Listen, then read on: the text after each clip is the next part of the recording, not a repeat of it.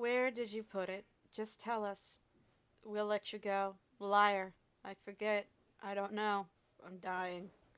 I've always bring her flowers. She didn't eat candy. She never ate. Our private joke. Leave me alone. I don't have it. But they kept at me, killing an inch at a time. Books tumbled open, the words clear and sharp and utterly false. Thousands of books line up in an uneven row like an army before the uniforms are issued. The one thick black book, almost, but not quite true. Her thick black hair, dark hair. Forget the books, just love her. That's all she really wants. Give her the list. Where did you put it? Where did you go? Why did you leave me? A boat, a big one, but the water still close over us all, pulling us down into the cold and sniff. I got to move. If I can just move, I'll stop dreaming. God, let me sleep or wake, but not this. No control. A man screaming, falling, dying. No control. Sunset. Release. It's chapter 2. Oh my. I pushed the pillow away and forced air into my dormant lungs. The dream dance swirled away into nothing, leaving a cold sniff. Oh, it's stiff. Cold, stiff, frightened man to deal with the memories. Why hadn't she told me about the dreams? She told me what to do when death time comes, but never mentioned this. Maybe it was just the trauma. Yeah, it's trauma. Maybe it would fade eventually. For now, there was nothing I could do but try to shrug it off and get dressed. It was something of a trick to shave without looking, but if I got nicked, I never felt it. It'll be interesting when it comes time for a haircut. I'll yet to see a barber shop without a mirror. My other soup was too heavy for the weather, but the heat didn't seem to bother me. 2 pages. I got it right. In a way, it was disturbing not to be sweating. I took down the blanket, tossed it on the bed, and cracked the window for the sake of appearance. The spread and pillow joined the blanket, and I shut the door.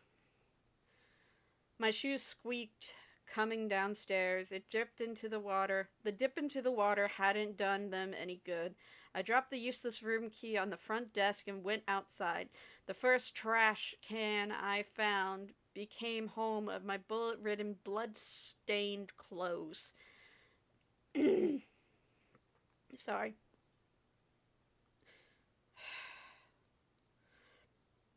Excuse me. The labels and laundry marks got thrown into a storm drain further down the street. A mercenary street kid charged me a nickel for directions to a district full of pawn shops. Most of them were closed by now. The one still open didn't have what I needed. I leaned against a doorway, tired and restless. My senses were painfully sharp, matching my teeth. I pushed the canines back into their sockets with shaky fingers. I have to feed soon or drop in my tracks.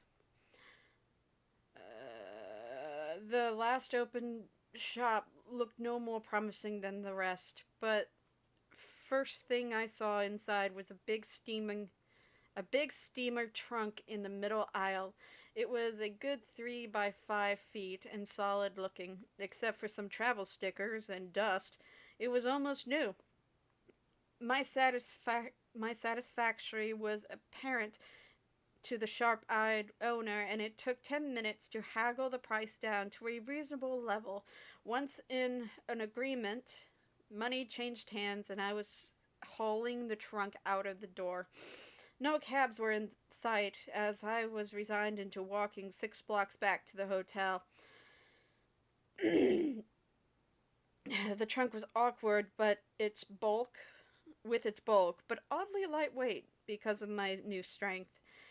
It went as quickly as I dared, hoping other pedestrians would be alarmed enough to get out of the way in time. "Hey, buddy, come here a minute."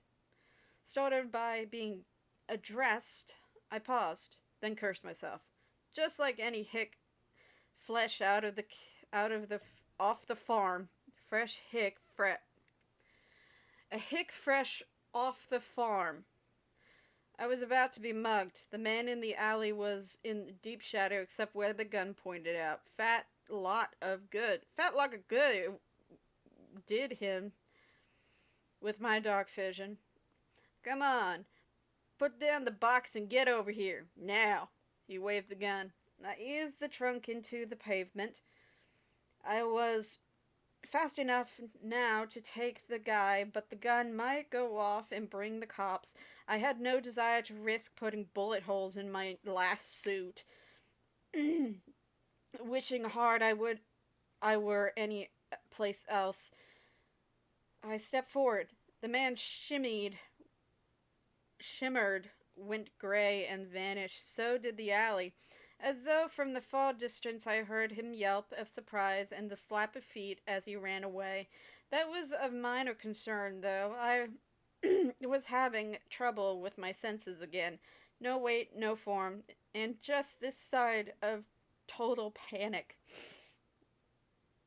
It could see nothing. No, I could see nothing, but was aware of the shapes and sizes close by. I felt the wind push me right through.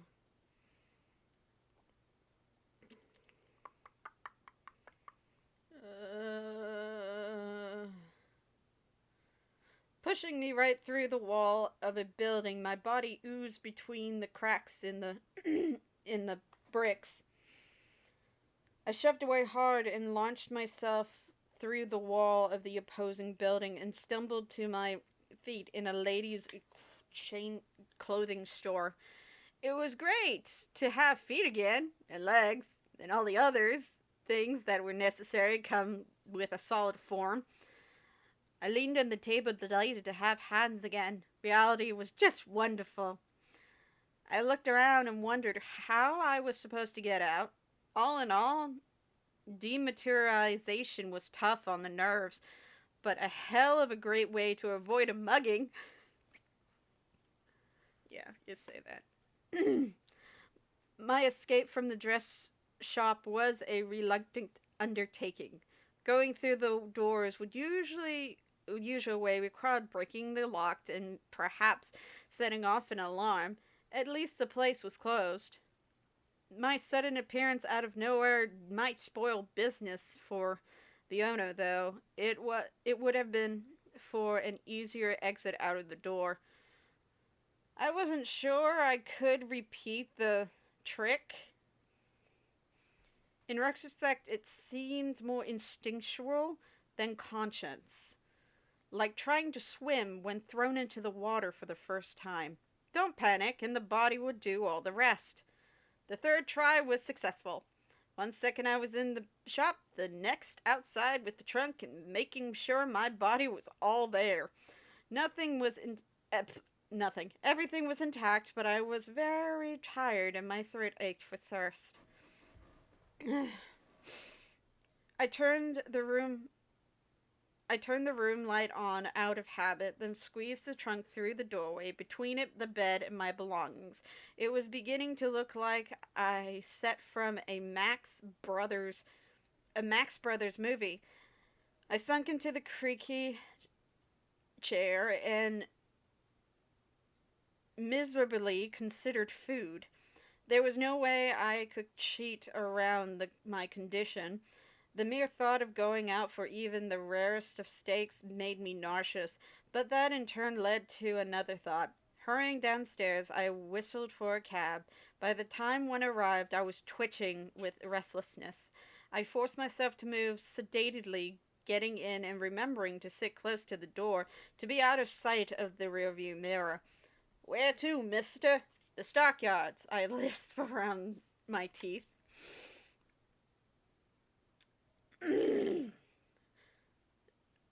Sorry about that. We crossed waters twice to get there, the opposing natural force pushing me hard into the seat as the cab launched forward, the pressure of uncomfortable but bearable. The roaring emptiness inside was far worse. It was far worse. "You all right, mister?" the driver asked as I paid him. I nodded without speaking and kept my eyes down, not wanting to frighten him. It felt strange. I felt strange, and no doubt looked strange. The last time I was this way, a man had fainted, and a reputation of the experience would be inconvenient now.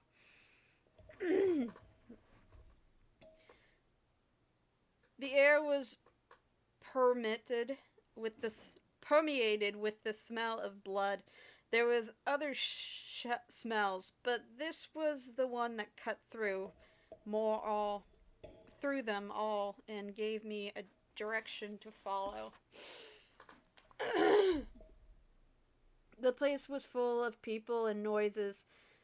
Train whistles, squeals, cattle lowed and bellowed, men shouted and cursed. Men were everywhere, including where I wanted to go.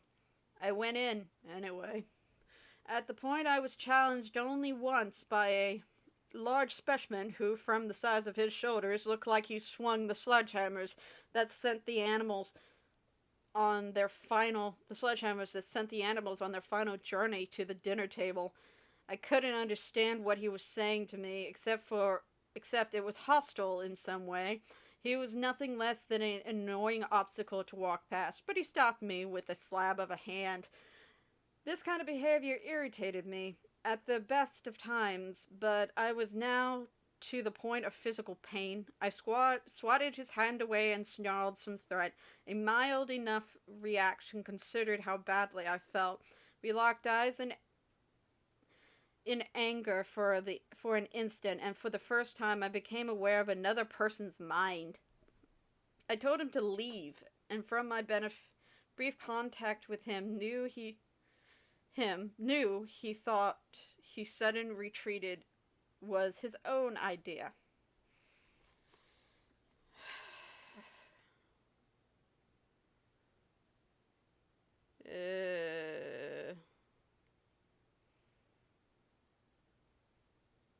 Okay, I'm gonna stop right there.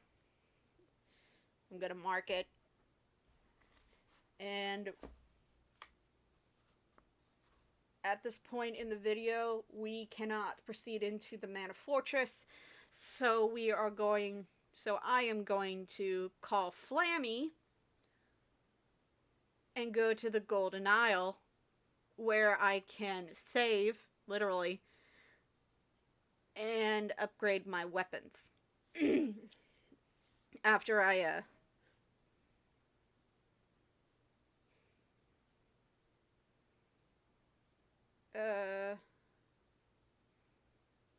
yeah, I basically was running around and didn't know where I needed to go after catching on fire.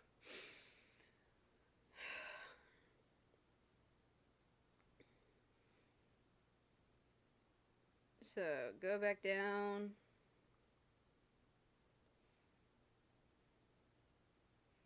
Everything seems to have dried up a bit, but what we need to do is basically go back around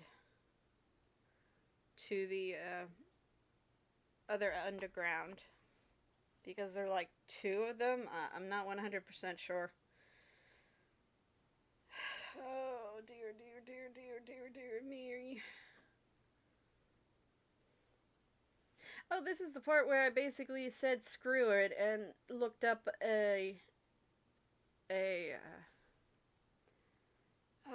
walkthrough.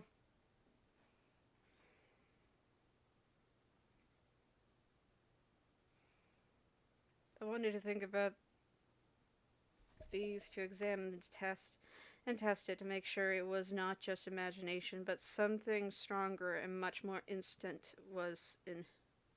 Alright, Colin Flammy. And we're going to go to the Golden Isles where we can save and stock up on things.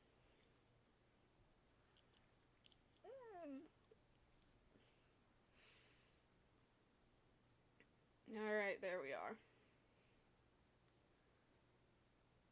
As well as upgrade a few of our weapons. Because I don't want to do that ever again. But then again, I have to do it. Again. Because I don't know where I'm supposed to go. Other than the walkthrough. Oh my. But Jesus, man. I used a lot of chocolate. Along with walnuts. I only used 1 cup of life. We don't need any of the equipment. Okay, goodbye. Alright. So at this point, this is a good stopping point. I'll see you guys in the next one. Happy haunting.